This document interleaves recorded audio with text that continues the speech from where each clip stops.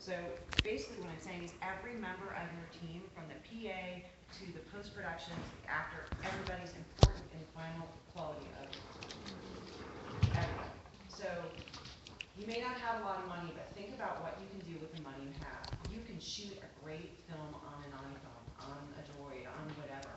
If you think about how people look and your story and what you're using. If you're using a phone, you're not going to be shooting these beautiful drapey landscapes. You're going to keep it tight. So, I mean, did I answer? Yeah, very good. Does anybody have any questions yet? Yes. For who? For Lisa. Okay. For your Porcupine movie, a couple questions with that. How long is it? How much did it cost to make it? And what type of financing did you use for it? Sure. Sorry. So no, the film is 14 minutes and 21 seconds, to be precise. Nice. The play was actually longer. When we adapted it from a play to a screenplay, it went from about 22 pages to 14. Because on camera you can communicate with so much more nuance than you can. Theater is such a broader picture. So, with the camera you don't really have to say much. In those tight shots, it's all in the eyes. So, I think it could have been trimmed even more. That stays between. The writer would say differently, he's not here right now. It's 14 minutes, and the budget, which I will share, because I think shooting in LA is a very different beast than shooting in Texas or in our budget for our short was $30,000. Now I know people who've done shorts for $100,000, and I know people who've done shorts for $2,000.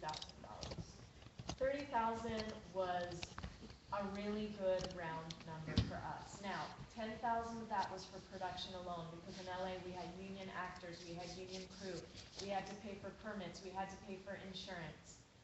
20,000 of that was for post. Now, I'm going to say this. This was my first time producing, and everyone said to me, pre-production is planning for post-production. I did not understand that at the time. I was the only producer, so we had moments in post where, for example, we had a big tech issue with our color. We essentially had to go back to 1 and do color all over again.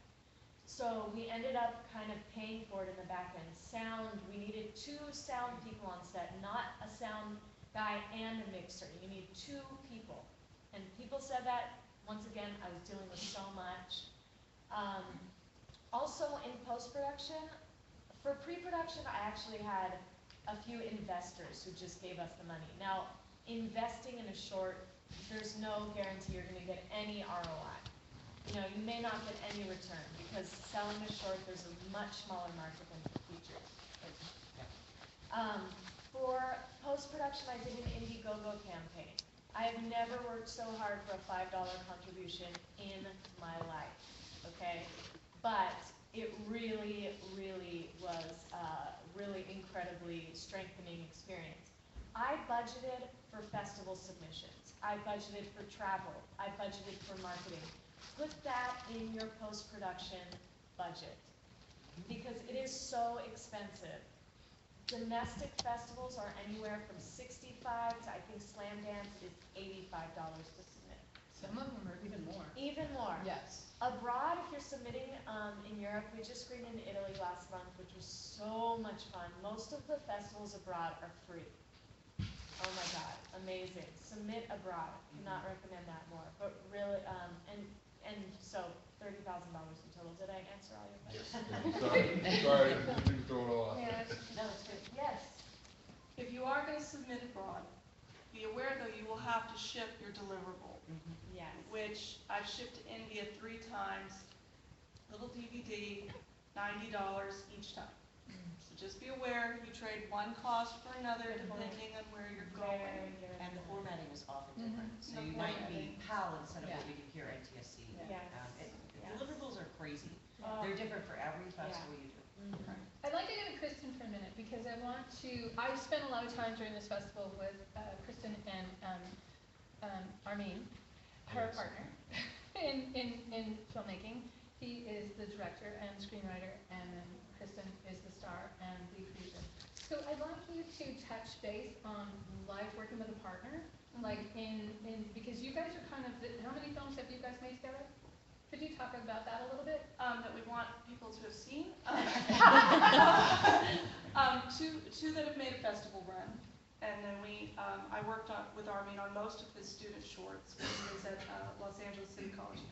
So I imagine a good guess off the top of my head, without actually counting out naming titles, I don't want you to look up, is now probably at least 5 films. And we've collaborated together on other people's work that we weren't necessarily the spearheads of. Working with a partner, and I think this is something that everybody needs to take stock of, is you need to know your strengths, and you need to play to your strengths. I grew up in a political environment when I was a kid, so I learned to speak to people, I learned to shake hands, make friends, talk to people, and do some of the things that producers do every day. One thing I'm not so good at is technical things, although I put up hazard netting like a pro. So I tend to rely on other people to help guide me through the technical aspects of things. As long as I know how much they cost, I'm great. Armin has really put the time and done all sorts of aspects of production. He's been a PA. He's been in art department. He can boom mic like a pro. He has really taken the time to know every aspect of production. And we team up really well because he knows kind of how to assemble everything. He has a vision. He has an extraordinary vision as a director. And I usually find an extraordinary way to get there, and that's how the relationship works. So if you're thinking about teaming up in a partner type relationship, okay, you need to know your strengths and you need to know your weaknesses. And weaknesses are not necessarily, oh, it's a weakness, no. It's more like, oh, I'm not so good at this and maybe I need to hand this off to someone else. You cannot be afraid to delegate. And you cannot be afraid to admit you do not know something. It's not your it's not your job in producing or directing, I would say, to be a know-it-all or to have it all done. You just need to know what you do know and what you don't, and that's kind of what will make or break your pre-production process as well. And you have to be able to throw it away. You can plan. I planned this whole venture here coming to San Antonio. I can't tell you how many times our plans have changed, but you know, another thing you want is a good dynamic, give and take. You know, I'm very lucky with having Armin as a director. He's very naturally collaborative. Be open to suggestions, especially if you're outside of your comfort zone, you're outside of your environment that you normally function in. Be open to getting suggestions and feedback from people who may know more about things than you do. Absolutely. Absolutely. Thanks, Kristen. I'd also like to say that I am a 12-year-old girl in old lady body, so I didn't know I couldn't do whatever I wanted to do. I just did it. There was no, well, you're not supposed to do that way because no one does that way. I was like, well, I don't know, I'm doing it. And I did it. So my film I made with no money, 0 money.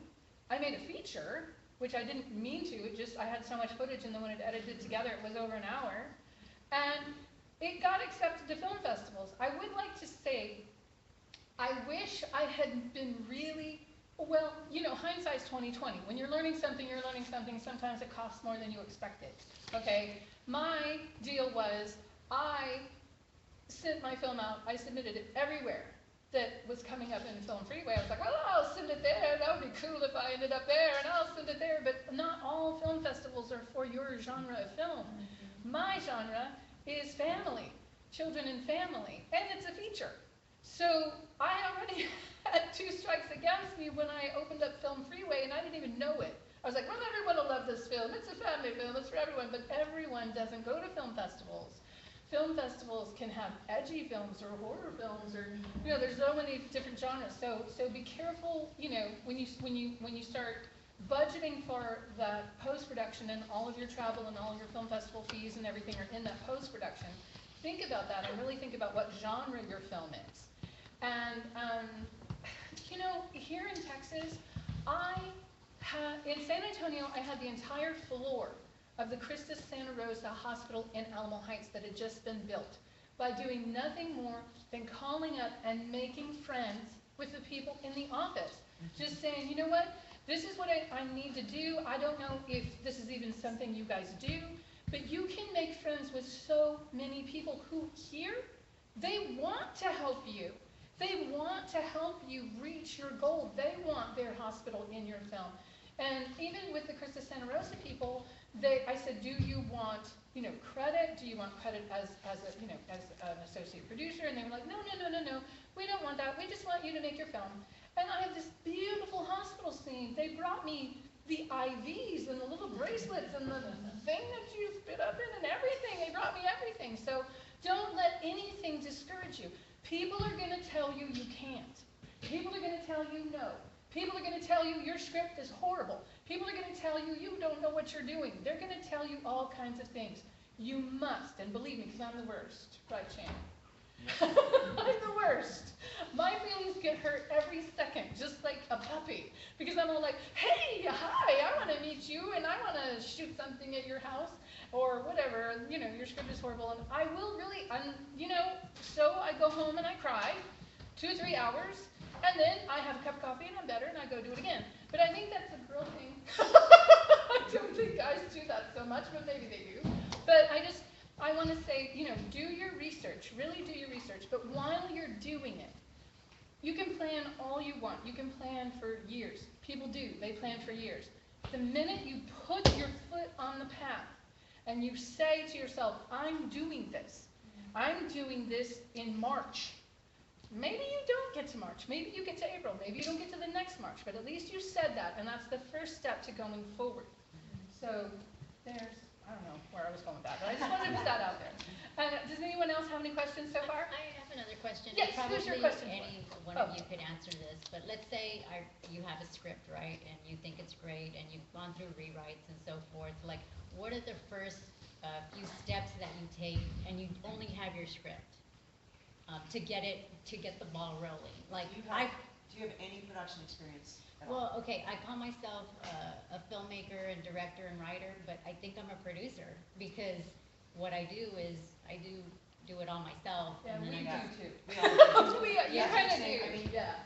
I'm not 20 anymore. I'm an actor, I'm a character actor. So starting later in life and not being the ingenue 20-something, I was getting, and I've told you this, I was getting a lot of soccer mom auditions. And if you've listened to me talk for 5 minutes, you know I am not soccer mom. I'm Joan Cusack, I'm your weird person. I mean, yes, I play soccer mom sometimes, but, so what I discovered is I wasn't booking as an actor, as much as I wanted to, because I was being put into a hole. So I am a writer, I am freelance, I am a producer, I can, now evidently I can direct, do it. Find people, produce it yourself, get a team together, collaborate on their projects, because in our area, you can work for free if you're working in trade.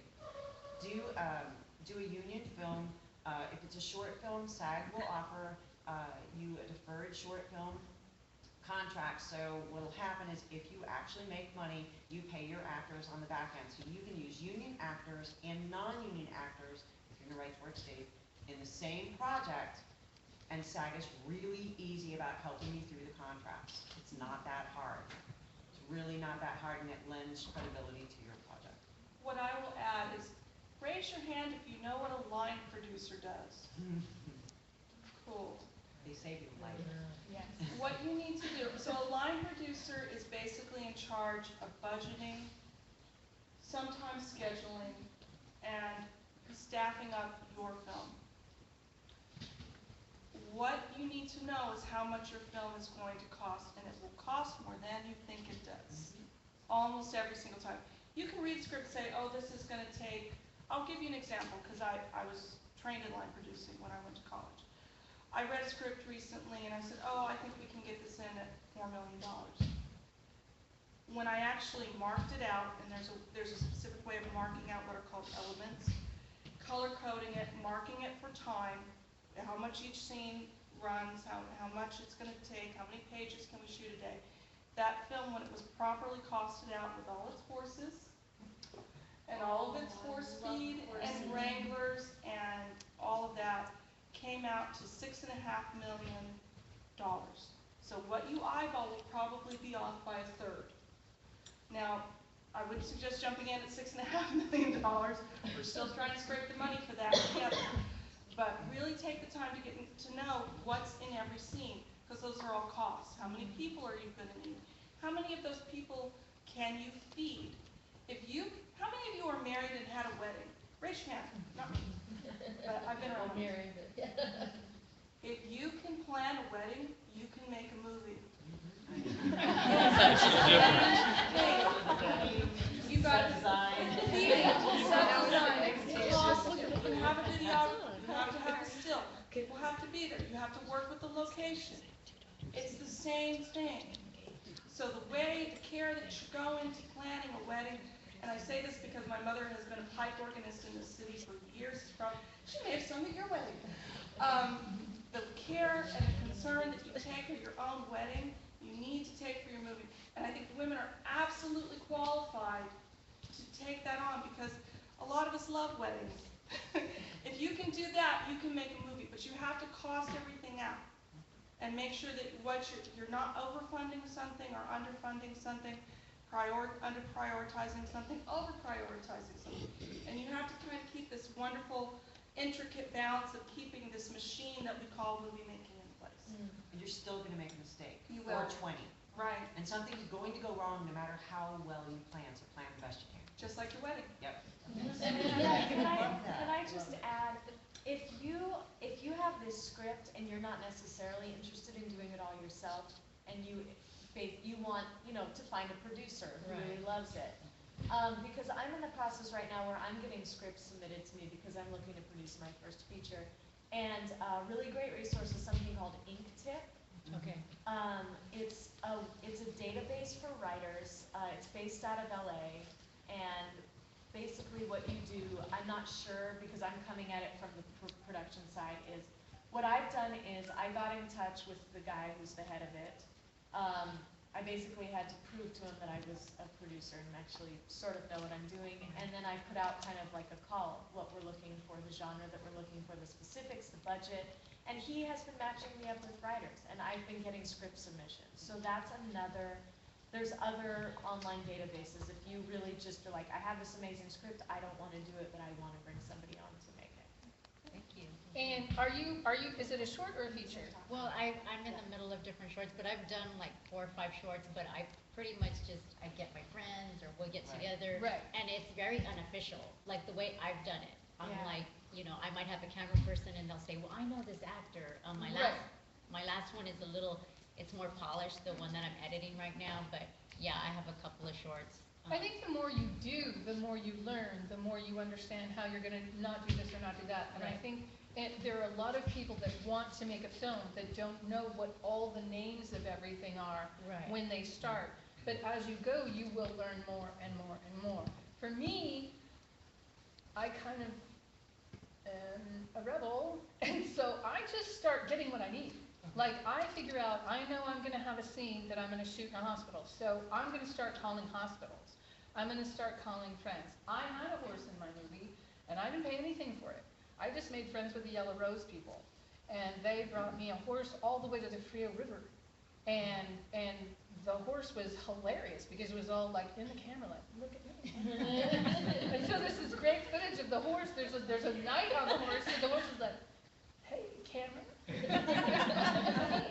So it's really great. So, I mean, depending on what you're doing, and depending on, like, if you're doing something that you want really polished, and that you need, you need to make sure you have union actors, or if you feel really good about your directing, because I can take people who want to work with me. It's very rare that I have ever found anyone who wanted to be an actor who could not take direction from me. Because it's up to the actor to take the direction. The director's going to do everything they can to make you look the best you can in their film, for both of you. So you have good footage, and I have good footage. You know what I mean? But if you're saying, what's the very next step after you write, just start getting your stuff. Get your horse, get your hospital, get your park, get your river. I mean, I went onto a lady's property that it's called the, what's it called? Big Tree Ranch. Big Tree Ranch. It had this huge, gigantic, beautiful, fabulous, incredible, magical fairy tree, and it was as wide as a Volkswagen. And I had 40 children on that set, and I didn't pay any of them, and I had them all bring lunches, and Everybody knew it was possible deferred pay, and I didn't work them for very long. It was 106 degrees, it was June in Texas, you know? So there are no obstacles.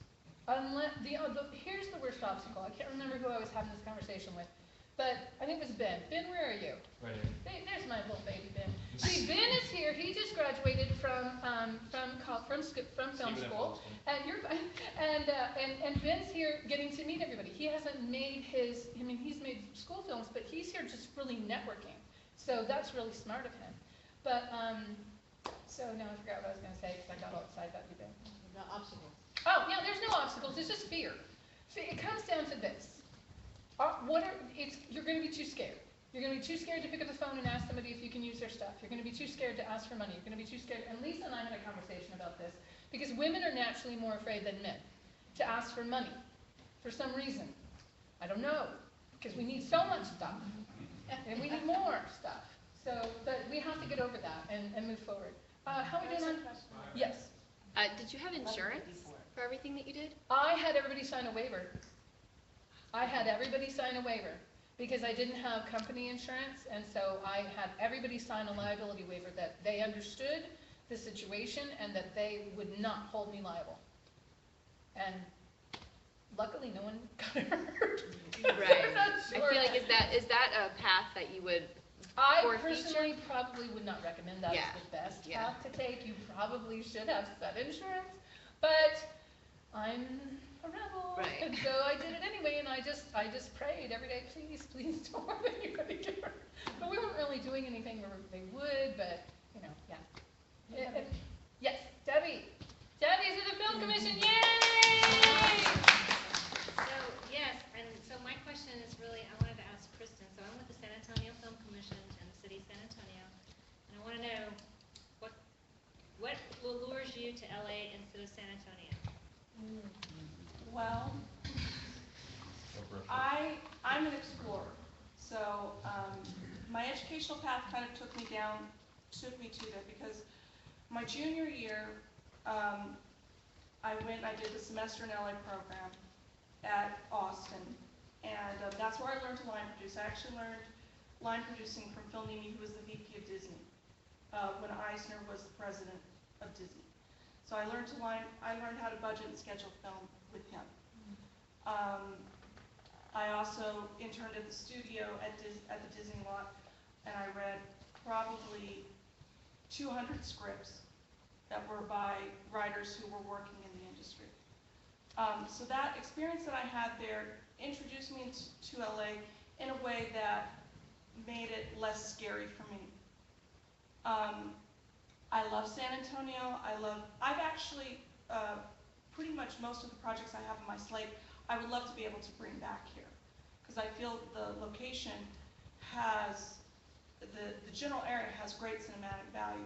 It's just my education made me more comfortable going there as opposed to, because I had entree and connections there when I did the program, so I took that path. If I hadn't done that program, I may have made a different choice. But I fell in love with LA. San Antonio is a deep part of my heart. I've always been a person that's wanted to get the incentives, package to be, even more palatable to producers. But I got taken in by the glamour, and I do like LA a lot. Thank you. We have about 5 minutes. Yes.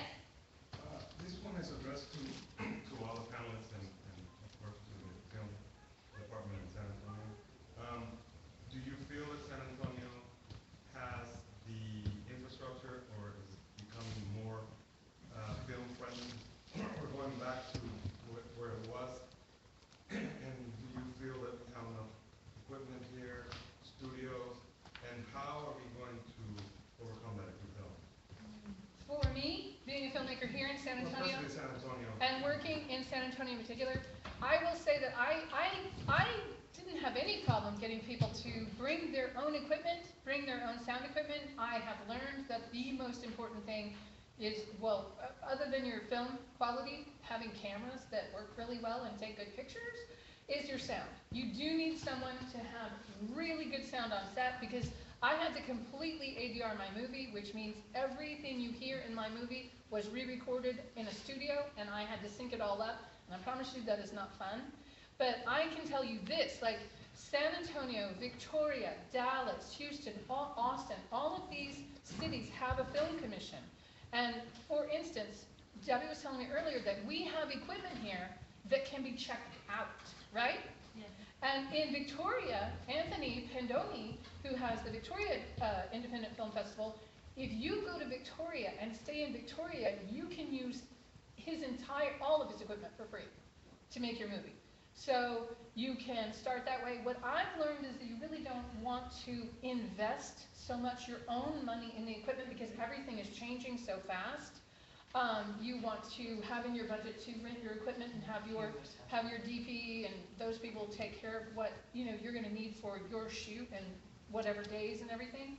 But we do have all of these things available. And for me, I think San Antonio is so much easier to shoot, because you have actors that are really good, experienced actors that will come and do your film for deferred pay.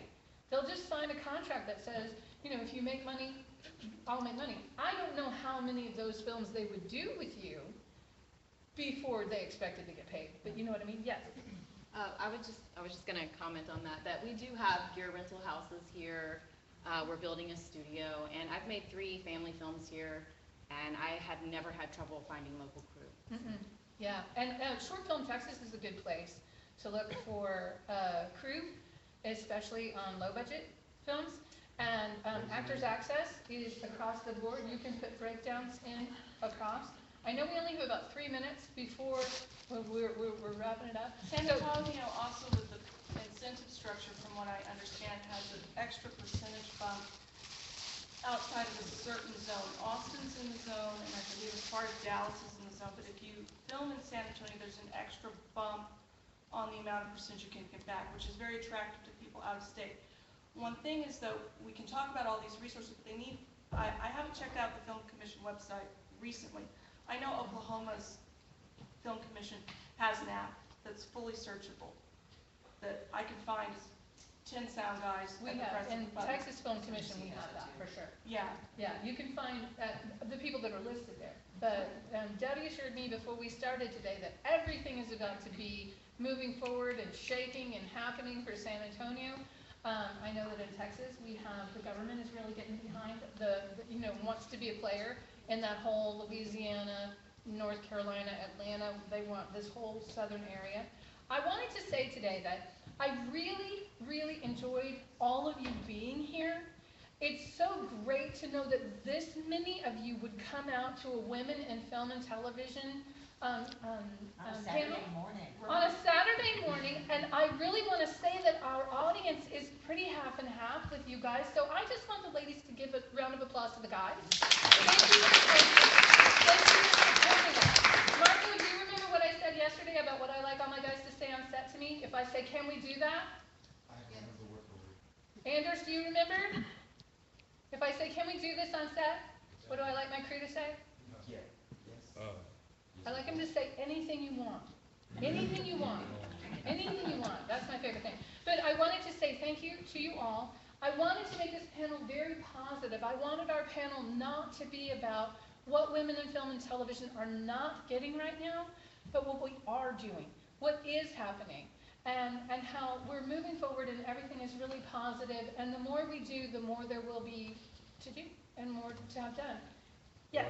Comment. I know it came late, but Kristen, I wonder if you've already addressed Ziggy Valentino and the amount of women that were hired. Yes, my crew was gender balanced, and my cast was gender balanced too, and I committed to that with Armin from the outset, is that we wanted to make sure that there was parity, so that we had a diversity of voices. And I think when you're staffing up, when you're writing, keep that in mind. You don't have to meet quotas, but you have in mind that you want to have a balance of perspectives behind the camera and in front of the camera as well. Absolutely, absolutely. And if everybody will think that, then we won't even have any problem anymore. It'll be super. Any more questions before we wrap up? Yes, sir. What are your thoughts on a man writing a screenplay about a woman? Every man that I've ever worked with has had the wisdom to have me read the script and ask me what I think of the female dialogue. So I go ahead, write female characters. Absolutely, please I write write male female characters all the time. It's Yeah. part of our job. It's part of Yeah. our job. But you do need to check it out and make sure, I mean, with any character, I don't care if it's male or female or a dog, you have to have a well-rounded, complex character. These simple, and I'm gonna throw one thing out here, these very simple female characters, what is it they say, it can be replaced with a cup of water or something, that have no name, that don't actually have conversations with each other, that don't talk about anything other than a man. Let that go. Yeah. Let your women and your men all have interesting, complex characters, unless they're supposed to be a ditz. That's fine, but don't write ditzes all the time. Yeah. You know what I mean? Yeah. No, we're happy to do work that Yeah, are please written, write. that's written by men. The thing is that more than half of the scripts that are written and that get produced have male leads, not female leads. So write for women. Which Do is it. why so That's- many actresses, you're seeing it over and over again, are becoming producers. Yes. Which is Right. awesome. Yes. So we can And have the one flip all. side, all your characters do not have to be 20. No, please. No, that's how The world is filled with other No, people. one of the biggest emerging markets is 40 and up. 40 and up. Yeah. If you're not hitting that market, you're leaving money on the table. Right. Oh, golly, she was gonna be 20 and had big boobs. Well, Good you'll luck be with it. produced for sure. It's studio marketing. All right, great. I think we have to start wrapping up. So Wendy, if you could add just one last thing, You know and what if I'm we gonna can say, just do that, yeah. Okay, here's the thing, we've been talking all positive and I love it, and go out there, women, and do it, make the content. But here's the one thing I really wanna say. We are raised as women, and guys, you know, it's not about you on this one, we are raised as women to compete for everything. High school, Oh, yeah, all the time, that's what we do.